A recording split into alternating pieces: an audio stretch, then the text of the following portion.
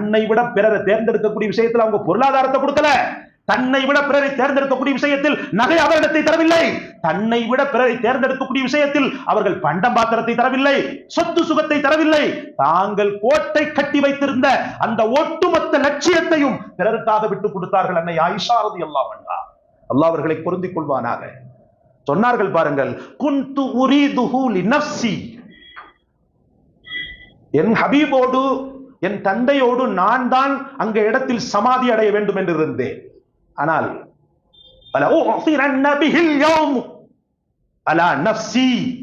மகத்துவமிக்க உமரின் இந்த அனுமதி, என்னை விட அவர் அந்த இடத்திற்கு தகுதியானவர்.